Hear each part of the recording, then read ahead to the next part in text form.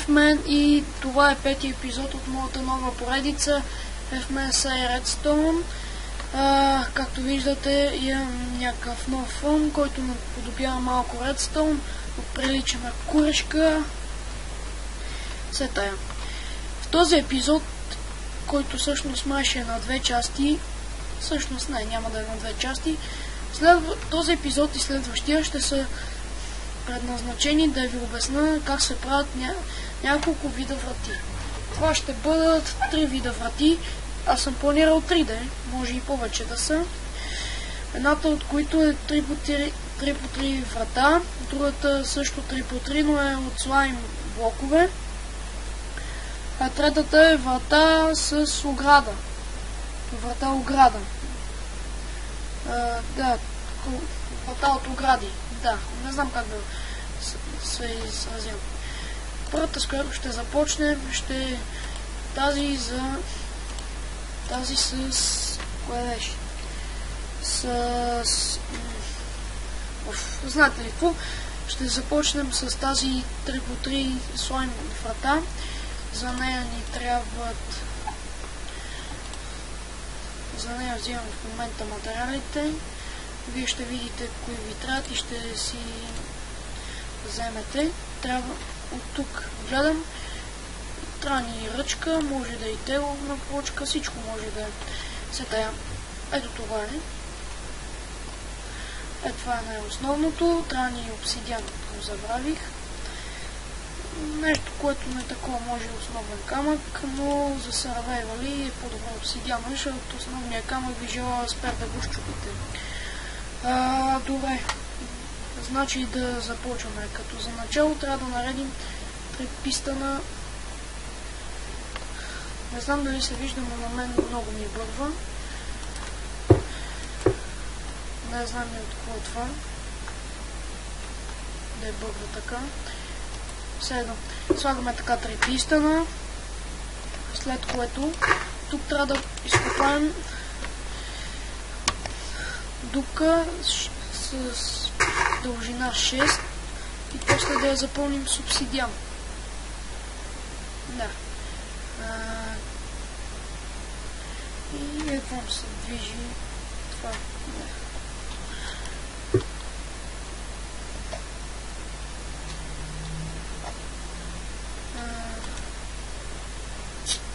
Очек. Да, сега това така го пълним. След тия бъгове трябва да ги оправя некак си. Окей. След което слагаме частта с 3 по 3. Естествено слагаме слайм блоковете, които трябва да са според тази системка трябва да са 3 по 3. Такова. Ще ви кажа по какво се влияе тази системка. Ако са 3 по 3, ще ви кажа и как да разберете дали трябва да са 3 по 3 да не са. Всичко зависи от тези пистани тук. Ако са 2, вратата е 2 по 2. Ако са 3, вратата е 3 по 3 и до там. Мисля, че може и по-голямо да се направи, но не съм опитвал и не мисля, че ще стане. Добре. Слагаме слайм блоковете и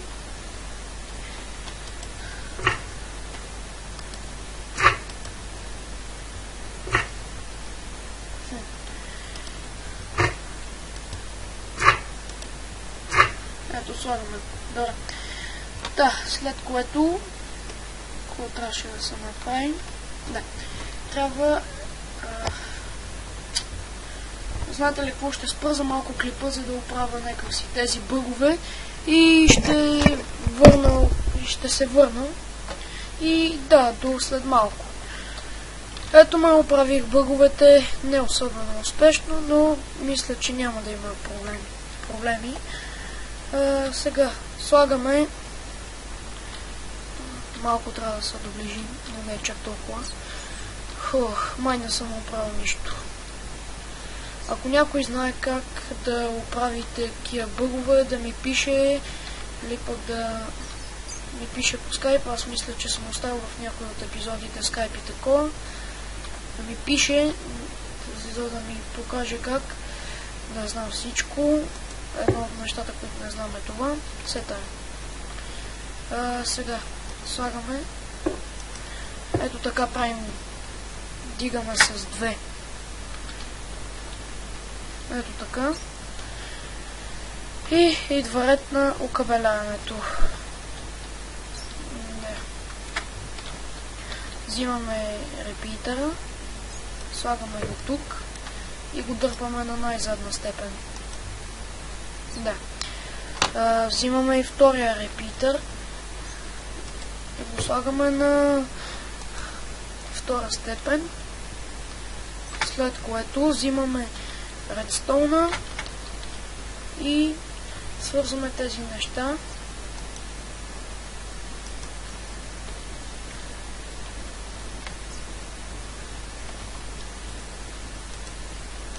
Свързват се, да. След което свързваме и с ръчка или някакъв друг източник на редстоун сигнал. Дърпаме ръчката. И гледате докъде стига. Това може да се използва. Да, знам, има много приложения. Търпаме и се прибира. Добре, това е 3x3 вратата с слайм. 3x3 вратата, другата ще го оставя за следващия епизод, защото тя е малко по-сложна. Сега ще ви покажа как се прави врата с огради. Добре, сега като за начало трябва да вземете бутон. Какъвто си искате бутон ви трябва, тези неща ще ги махна. Трябва ви обикновен пистън. Също ви трябват и два вида огради. Взимаме тухлена ограда от тада и обикновена такава ограда. Трябват ви редстоун торчове. Да. Някакъв блок, независимо какъв е. Може да си го запълните даже. Аз ще взема кварцов блок, тъма ще мога да го и формула, кварцова колона всъщност. И някакви стълбички, да речем. Добре, ето тук. Място. Окей, добре, като за начало взимате блока, с който работите. Този в случая този с кварца и вдигате 4 нагоре. 4 нагоре ли? Да. След което слагате стълбите от двете страни.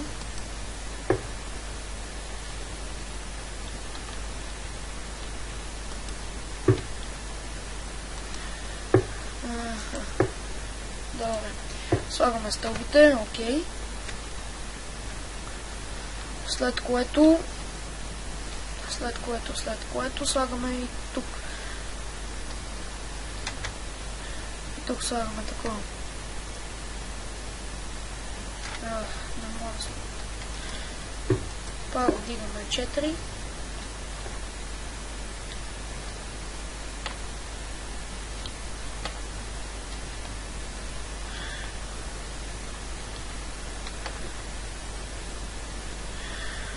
Извинявам се, че така правя някакви паузи и такова, но просто много ми бърва и не знам и какво да правя. Сега направим от колоната, както си беше там. Маля, как се дразна така, като ми бърва. Аз си знам, че това ми е от програмата, дето снимам, ама по принцип компютъра ми е доста слаб и е нормално такива бъгове да се получат.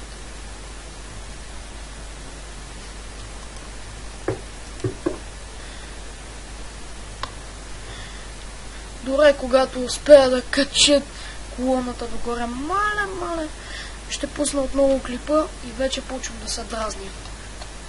Готово! Най-после, когато спрях програмата веднага се опрема, като я пусна проблем. Мале. Сега взимаме бутоните. Хайде да скопаваме дупка. Единия долу, единия горе. Ще видите и защо. Добре, сега тук слагаме пистон. Да, слагаме пистон тук. Айде. Пистон един тук.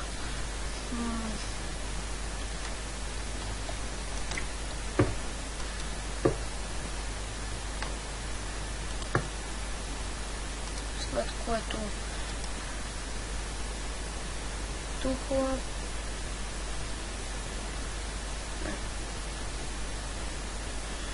добре, сега нямам представа защо не се получи.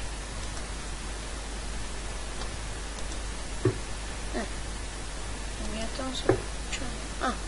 Ето го тук.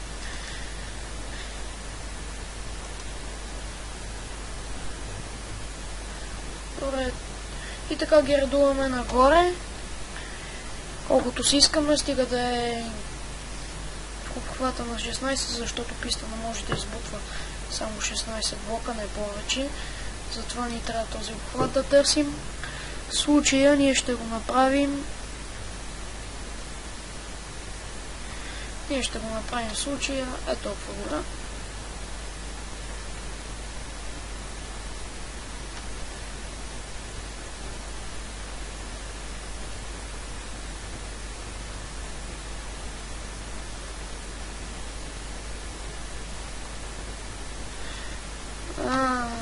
Да. Всъщност тук трябва да е обратното, което съм да ви показвам. Трябва тук да има толкова. Тук пък трябва да е дърво. И така нагоре да се изредуват.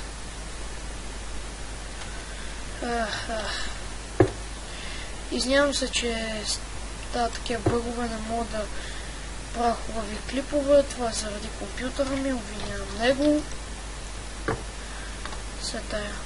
Сега ще спра за малко клипа, докато се заредят всички чънкове. Сигурно това е проблема. И да, до след малко. Готово, оправих каквото можах, направих. Нищо не се е променило, както виждате. Сега полетях малко, потъкувах. Сигурно заради програмата. Не, за друго ми е заради програмата. Не знам защо бъдва така. Не искам и да знам. Защото вече почвам да се дразна и ще направя някоя простотия тук. Само да кажа, че може да метна компютъра от терасата. Все едно. Дигаме още. Все едно от тази страна.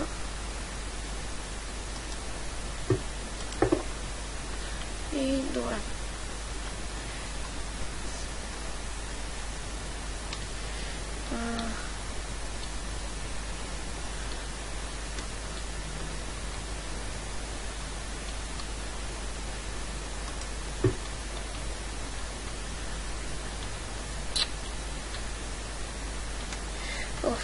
Значи сега ви трябва пистон, който да сложите обърнат надолу към тази част. Системката искам да кажа, че тя може да се обърне. Не е проблем да се обърне самата система. И от тази страна може да сложите бутони. Системка е доста проста, който я прави доста гъвкава, така че може да се променя, да се такова.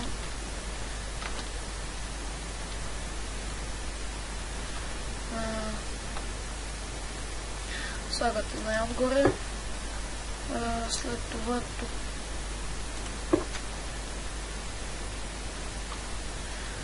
След което на този блок тук трябва да има Redstone Torch. След което под този блок също трябва да има Redstone Torch. И под този блок трябва да има Redstone Torch. Под този блок трябва да има Redstone Torch. И така, когато натиснем, ще може да се минава. А когато натиснем долу, няма да може. Натискаме за отваряне. Отваря се. Минаваме. Бум. Ето това беше за системката и на тази врата. Добре. Това е краят на този епизод, изпълнен с бъгове, с проблеми. Не мисля, че видяхте. Сега ще ви покажа системата отново. Ето и нея. Нищо сложно, както вече казах, и от тази страна може да се сложите копчета за по-лесно. Само помнете. Долу заключена, горе отключена. Нали? Затваря се, отваря се. Затваря се, отваря се. В други епизод ще видите, че системката, която ще съм ви подготвил, тази 3x3 врата, за която споменах в началото на клипа, не е никак проста в сравнение с тези врати, които аз показах, и въобще при нея има доста бъгове, които може да се получат. В моя случай, аз като получа някой такъв бъг, чупя я и я започвам наново. Обаче не знам и как да я оправя. Ще потърся някой клип, ако има някой, който каза как може да се оправи, ще оставя линк в следващия епизод към описанието му и така. Добре, това беше от мен. За вас аз бях Ефмен.